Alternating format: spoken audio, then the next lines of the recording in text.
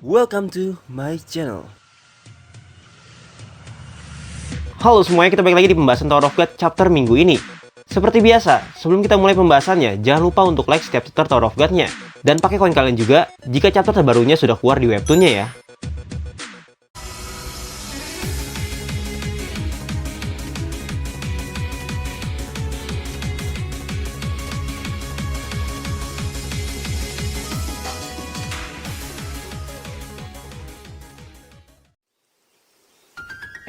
Chapter 517. Pada chapter sebelumnya, kita sudah melihat kedatangan 3 orang high ranker dari keluarga Lopobia. Dan mereka lah yang nantinya juga akan menjadi pengganti untuk anggota Korps 4 yang baru. Ketiga orang yang baru datang ini, selain mereka merupakan high ranker, mereka juga merupakan calon atau kandidat untuk kepala cabang di keluarga mereka selanjutnya.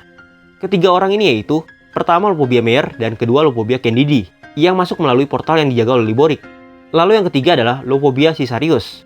Dia sendiri masuk melalui portal yang ada di dalam Cat Tower. Kemudian pada chapter ini, masih dengan judul yang sama yaitu The One in High Place. Dimulai dengan Mas Cheney yang menghampiri Jin Sungha untuk melakukan persiapan penyegelan di dalam suspendium, yang nantinya penyegel ini akan digantikan oleh Bam dan timnya. Pada panel awal di chapter ini, masih menyorot tentang perkataan Jin Sungha kepada Mas Cheney, yang mengatakan kalau Jin Sungha mengira pada awalnya, Mas Cheney hanya seekor ular kecil yang suka dengan peperangan. Namun setelah mendengar perkataan Mas Cheney dan mungkin rencana yang sudah diberitahukan kepada Jin Sungha sekarang memandang Mas Cheney dengan berbeda, sebagai seekor naga yang bahkan lautan pun tidak bisa menahan tindakan Mas Cheney ini. Itu berarti dari perkataan Jin Sungha, Mas Cheney sudah menyiapkan rencana besar dalam peperangan ini, yang sampai-sampai Jin Sungha memandang Mas Cheney seperti itu. Jin Sungha yang masih terikat di kapal Mas Cheney, sekarang mulai ditutupi dan dikurung di dalam sebuah tempat berbentuk seperti bola.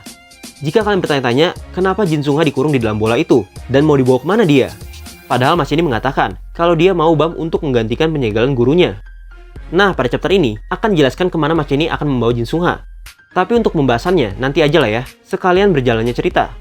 Kemudian pada panel cerita selanjutnya, kita diceritakan tim Bam yang sebelumnya sudah menyetujui untuk membantu Bam melaksanakan tugas dari Mas Cheney. Sekarang mereka saat ini sudah sampai di dalam kapal milik Mas Cheney.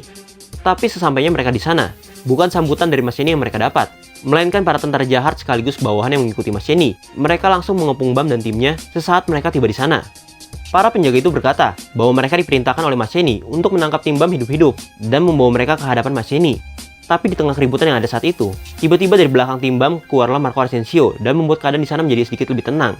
Karena pastinya para tentara jahat ini gak mungkin tidak mengenal orang sekelas Marco Asensio. Sehingga karena kemunculannya ini, situasi yang di sana tadinya ricuh menjadi sedikit lebih tenang. Asensio pun juga sempat mengatakan sesuatu saat itu, kalau dia tidak suka akan keributan ini dan cara tentara jahat menyambut tamu mereka dengan kasar. Lalu dengan santainya dia juga sempat bilang kalau dia akan mengajarkan para tentara jahat ini sopan santun. Setelah kemunculan dari Asensio, para tentara jahat ini pun menurut dan terlihat takut akan perkataan dari Asensio barusan.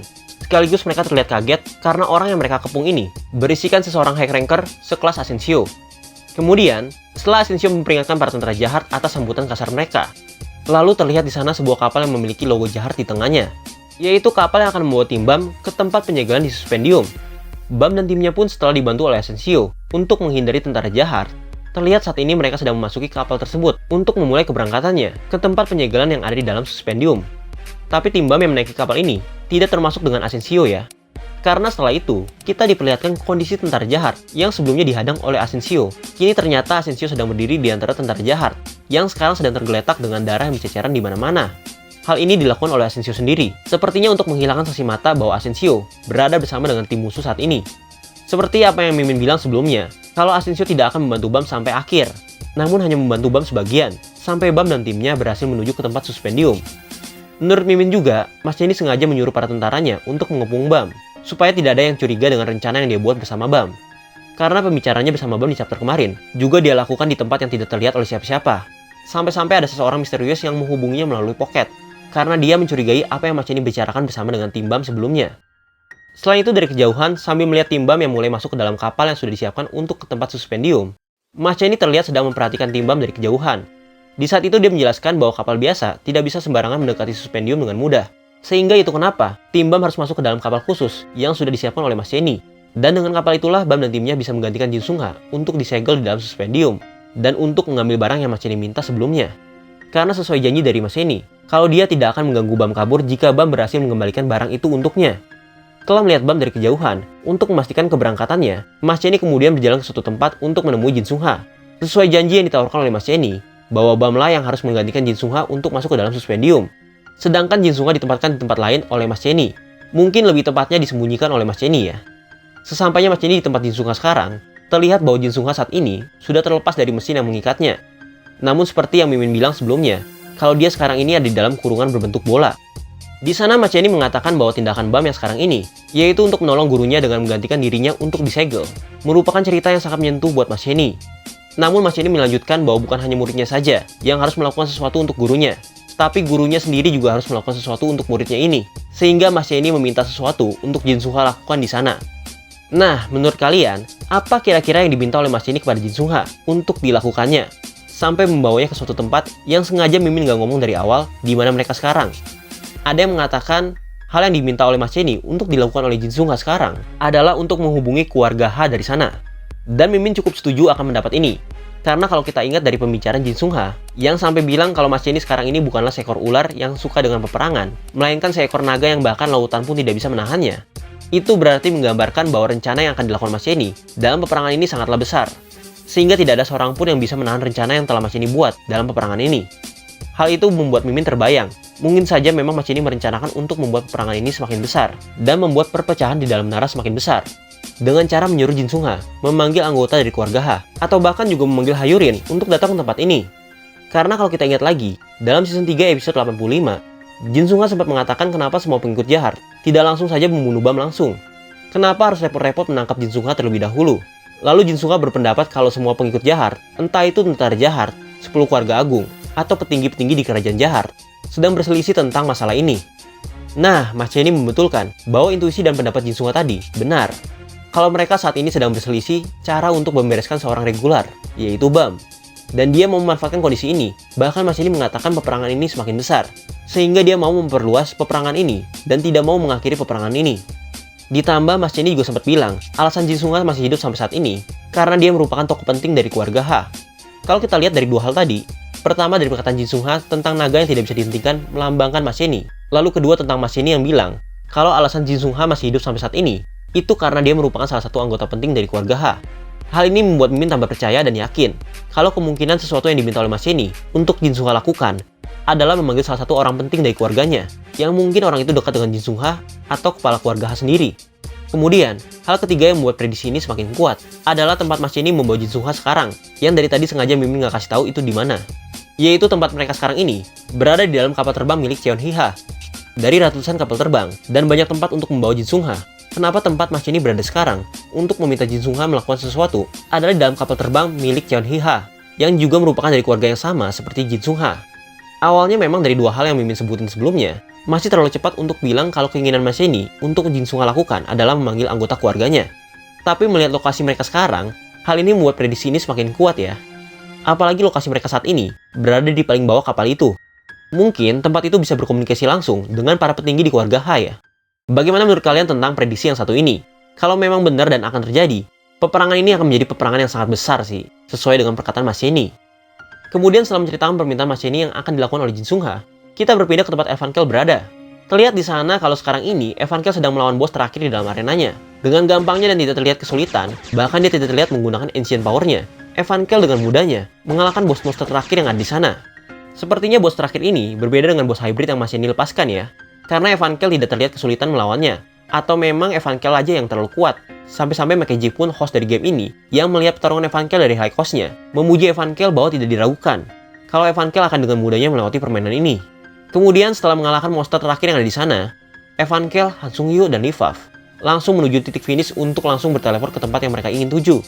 Sebelum mereka berteleport, mereka sempat berbicara untuk saling hati-hati, karena mereka tidak tahu lawan apa yang sudah menunggu mereka di sana. Namun apapun itu, mereka bilang tidak akan takut karena mereka sudah memutuskan untuk menghadapi apapun dan bersiap-siap untuk berpindah ke tempat yang mereka ingin tuju. Kemudian tanpa lama-lama, mereka langsung dipindahkan ke teleport yang menghubungkan tempat itu dengan kapal keluarga Lopobia.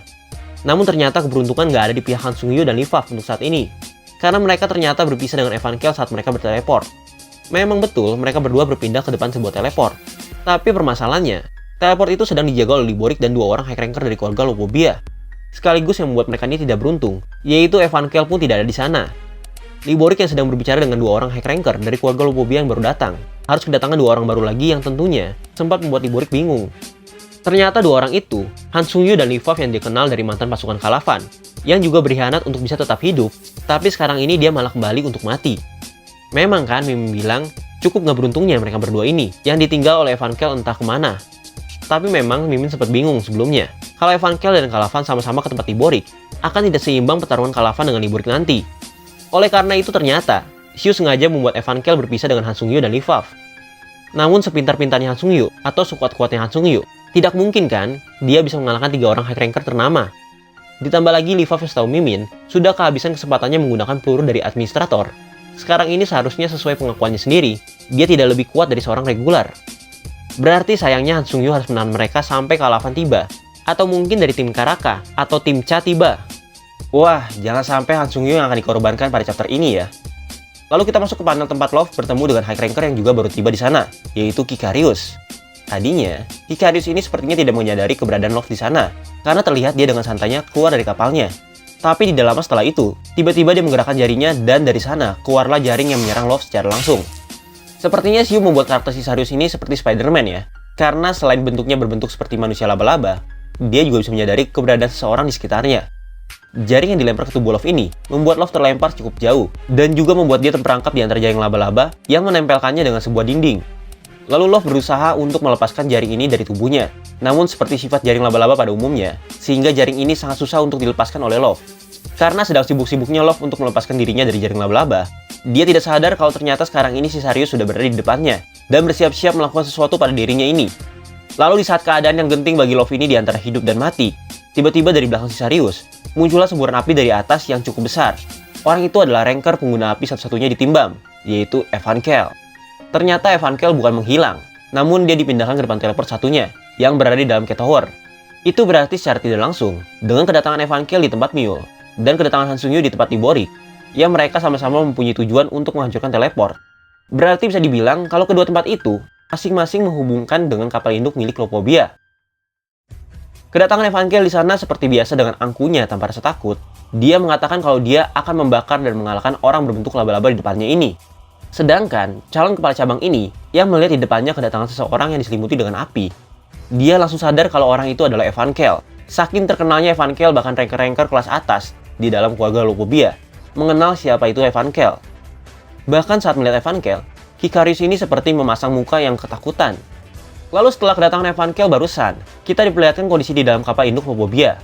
Terlihat di sana seseorang sedang menelpon melalui poketnya. Orang di dalam poket itu melaporkan bahwa Cisarius telah lebih dulu berteleport ke dalam Cat Tower. Namun orang ini bilang kalau Cisarius ini selalu bersikap seperti anak-anak karena selalu tiba-tiba bergerak sendiri tanpa adanya perintah. Akhirnya orang di dalam siluet ini berbicara bahwa dia akan menyusul Cisarius di sana. Dan kita diperlihatkan bagaimana siluet dari sosok orang yang sedang menelpon di dalam kapal induk tadi. Dia memiliki sosok rambut yang panjang dan terlihat memiliki mata yang banyak seperti Cisarius. Orang ini disebut sebagai kepala cabang. Ya, karena kemarin belum muncul resmi versi raw-nya. Jadi belum bisa dipastikan apakah siluet ini merupakan kepala keluarga Lopobia atau orang lain. Tapi ternyata dalam percakapan dengan seseorang di dalam poketnya, orang itu memanggil dia dengan sebutan kepala cabang. Seperti apa yang Mimin bilang sebelumnya. Karena mencurigakan sekali 3 orang yang datang ke dalam peperangan ini lebih dulu, mereka memiliki nama cabang yang sama, yaitu Hesling. Jadi Mimin sempat bilang kalau kepala cabang dari mereka ini akan datang. Tapi bukan berarti orang disebut The Higher Being ini oleh Jin Sungha dan dalam percakapan di Iborik itu merupakan kepala cabang ya. Karena masih belum pasti memang dia ditunggu-tunggu atau bukan. Soalnya kalau kita balik lagi ke chapter sebelumnya, Lopobia Merah sempat menyebutkan kalau The Higher Being ini akan keluar saat peperangan dimulai. Kemungkinan besar, Lopobia Merah juga mengatakan kalau orang itu muncul dari portal yang sama yang dia lalui.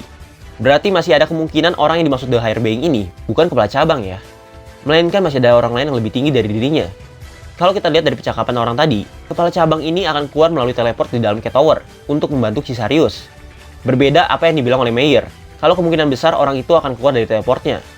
Karena menurut Mimin, terlalu berlebihan juga ya kalau dibilang kepala cabang ini walaupun sekuat apapun dia, bisa disebut sebagai The Higher Being. Orang yang sering disebut The Higher itu biasanya adalah kepala keluarga sendiri, seharusnya. Karena kalau kita ingat lagi nih, saat Gusteng mengambil Russell dari tentara jahat bersama keluarga Pobidau yang lain, salah satu pembawa pesan dari keluarga Pobidau memanggil dirinya sendiri dan orang lain kecil di hadapan orang yang maha tinggi dan maha tahu di keluarganya. Orang yang maha tinggi dan maha tahu di keluarganya ini, itu pastinya adalah Gusteng. Dengan kata lain, orang itu menyebut Gusteng The Higher Being juga. Lalu ada tambahan lain juga nih. Sebenarnya tambahan ini mau Mimin bahas di video khusus Yuriha, tapi Mimin bahas sedikit aja di sini ya. Kalau kita perhatiin nih, saat Yuriha flashback bertemu dengan kepala keluarganya, yaitu Hayurin. Dari sana kita tahu, tidak semua orang bisa berbicara langsung dan dekat dengan Hayurin. Karena di sana terdapat tangga yang membentuk tingkatan untuk orang berbicara dengannya. Dengan kata lain, orang-orang di dalam keluarga Ha juga menganggap kepala keluarganya itu paling tinggi, sesuai dengan tingkatan tangganya yang berada di paling atas. Jadi menurut Mimin, masih ada kemungkinan kalau orang yang dimaksud oleh Jin Sung Ha dan Iborik, The Higher Being ini adalah kepala keluarga Lopobia. Kita tunggu aja nanti sampai peperangannya dimulai. Apakah benar akan ada orang lain yang lebih tinggi dari kepala cabang Lopobia yang akan datang? Lalu apakah benar sesuatu yang diminta oleh Mas Jenny untuk Jin Sung Ha lakukan adalah memanggil anggota keluarga Ha? Atau jangan-jangan teori liar Mimin yang lain itu adalah Luslek?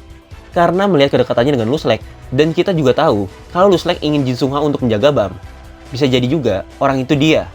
Tapi ini belum pasti ya, tentang apa yang akan disuruh oleh Mas Jenny sampai-sampai dia membawa Jin Sung Ha ke dalam kapal milik Cheon Hee Ha. Kita tunggu aja kelanjutannya gimana. Mimin yakin pada arc ini akan menjadi arc yang sangat seru kalau sampai melibatkan perpecahan kepala keluarga ya. Ya mungkin itu aja dulu pembahasan kita kali ini. Semoga kalian suka dan enjoy sama videonya ya. Sorry jika masih ada kekurangan atau kesalahan. Mimin pamit dulu, sampai ketemu di video selanjutnya. Bye-bye!